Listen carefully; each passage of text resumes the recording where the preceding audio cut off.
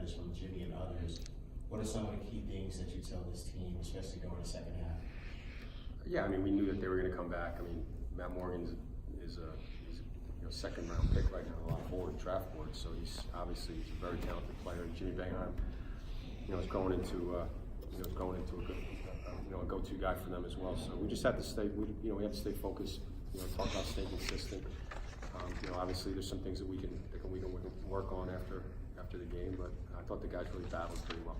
And when you have those games where, again, you go into it, your opposition has a top-notch scorer as the number one option, and then the game goes on, and not only are you dealing with them trying to contain him, but another player or two steps up and they're scoring as well. For your team defense, how are you able to, in any ways, contain them and watch out for anybody that could step up as a scorer?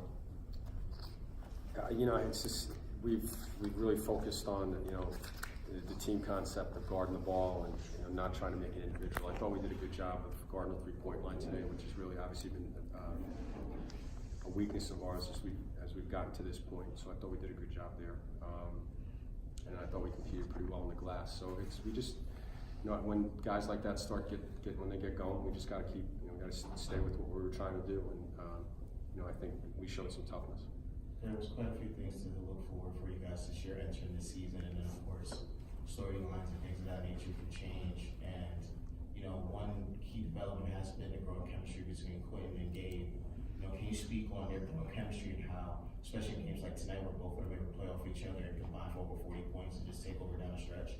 Yeah, I mean we've obviously we expect them to be able to do that for us. I thought Gabe really played focused today. I thought he did a good job. At the end of the game, he got a little bit. He became a little bit over aggressive, which I think is something he's learning, especially as a point.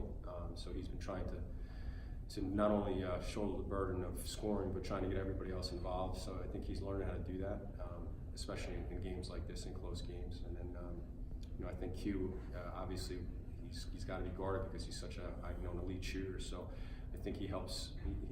Those two guys have really started to generate some chemistry. And now I don't even know how many games we're in, but Gabe's a sophomore, Q's a senior, and I think they've really started to develop a good chemistry on the court as they've started to play together. Coach, can you talk about defensively what some of the adjustments were? It seems like there was an emphasis on the man defense and Quentin being really aggressive on switches, on the screens, and going over the top. Is that something you stressed in game planning this week? Well, yeah, I mean, Cornell's very hard to guard. If you watch them in the non-conference, they really can pick people apart. So, when they have a kid, you have to focus on Morgan, and then Boeheim was able to go, and then they do a good job of assisting, and it was obvious today that they were looking to really drive the basketball, and so we were, we don't really necessarily change for one team, but we tried to focus on taking away a lot of their back cuts, and we were able to switch on some stuff that was easy for the guys to do. So it just sort of was able to mix it up a little bit. And then that being said, how did you feel that Quentin executed the game plan, especially in the first half? It seemed like he was, it's like one thing to stop Morgan and feel like he's going to get his points, but really slowing him and making it a lot more difficult with the 5 steals, especially in the first half. Yeah, I mean, Q was completely locked in. Matt's really, he had 19 against us in the first half out there. So, Q's got a very high motor, and he's extremely intelligent, so he's able to read plays, and I thought he did a really good job of that. Mm-hmm. The second half, when the team is shooting like that, is it something that you think was a mentality shift? Is it just the shots are going down? It seemed like the shot selection was really good in the second half as well. For us? Yeah.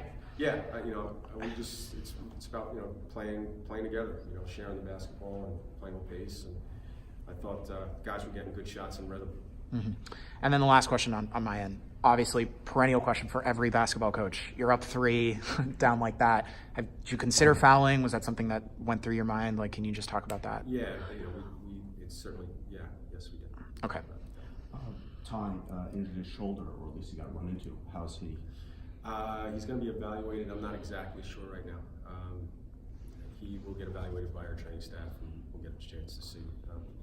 It seemed like he fell on it, a little awkwardly, so hopefully he's fine. So with Gabe, it seemed like when he took over the point guard role, he was focusing more on getting the passes in there, and his point production went down. Now tonight, he jumped up. Was that part of the plan? Was that something he just decided to take over the game, or? Yeah, I mean, it's an adjustment. Gabe is really he's a sophomore, and